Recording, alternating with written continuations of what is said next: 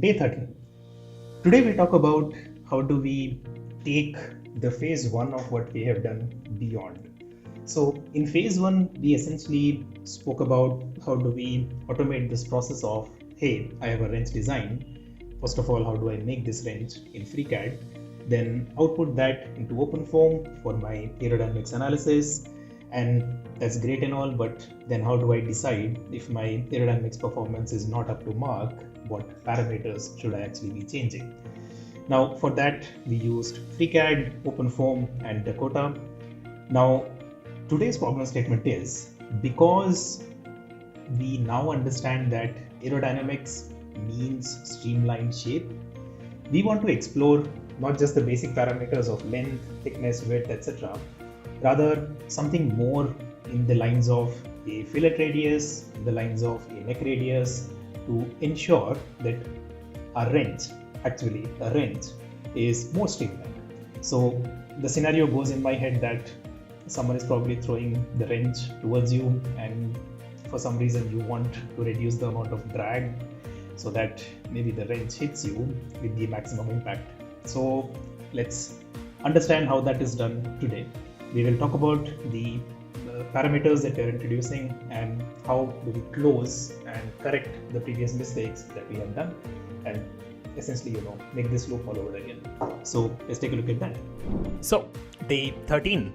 Today we go beyond the dimensions. We want to expand the design space for our aerodynamic efficiency. Well, with the phase 1, our objective was dimensional optimization, where we had 4 different parameters. Today we want to do something different.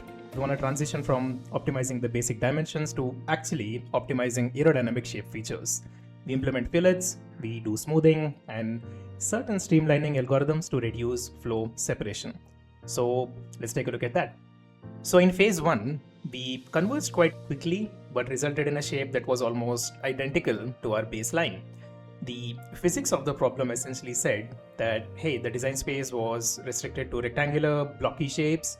A rectangular handle imposes a fixed amount of drag penalty, regardless of its width, and optimization of the dimensions yields diminishing returns without topological changes.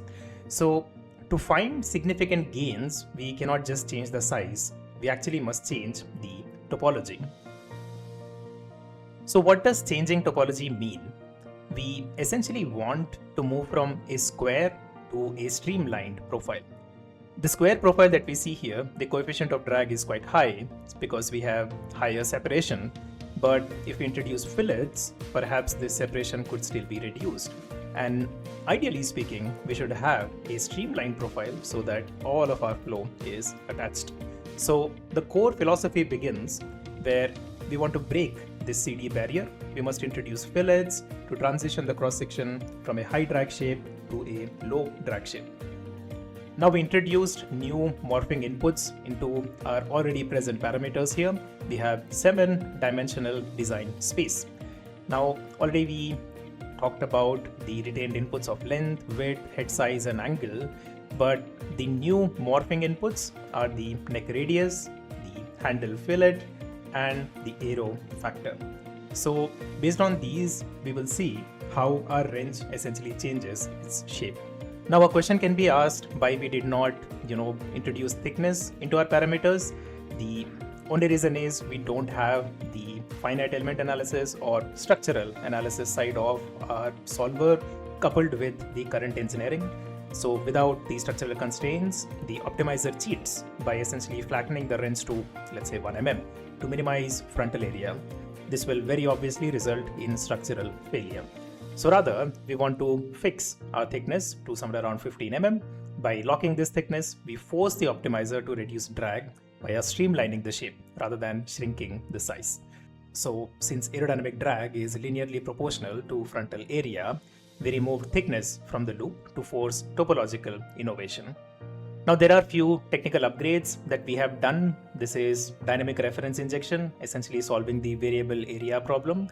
Now since FreeCAD generates unique shapes, we want to calculate the frontal area as accurately as we can using the Python script itself, and then write these values into a temporary file which will then go and overwrite the reference area value in our control dictionary file. Ultimately, this results in physically valid values for our area reference and then proper calculation of our drag coefficient. And at the same time, in our previous iteration, we were only capturing the frontal coefficient of drag. This time we capture the total drag coefficient. We have the pressure drag, we have the viscous drag, and essentially we extract the logic to grab the column number 2 from the solver output. So the metric is now holistic. It accounts for the friction along with the smooth handle, not just the frontal impact.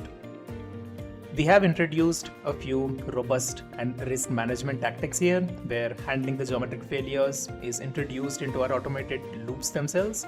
So once Dakota requests a new shape, FreeCAD will generate that particular geometry. If the geometry is valid, we will catch it and return a CD value of 1000. This will teach the optimizer that, hey, this geometry is not valid, let's move away from this particular zone. If the geometry is valid, we actually run the OpenFOAM loop, get the CD value, and then the optimizer goes all the way through. So key insights from our end for this particular phase is that optimizer will push these to maximum bounds. The smoother the geometry, the better for fillets and aero factor. With respect to neck radius, optimizer will find an intermediate value which will balance turbulence versus frontal area. Overall goal is to break this blocky barrier of phase 1. So currently what's happening? Currently Dakota is exploring. We are trying to understand whether or not the optimal shape will be reached. So before we discuss the full results, let's just let it run in background and we'll discuss these results tomorrow. So see you then.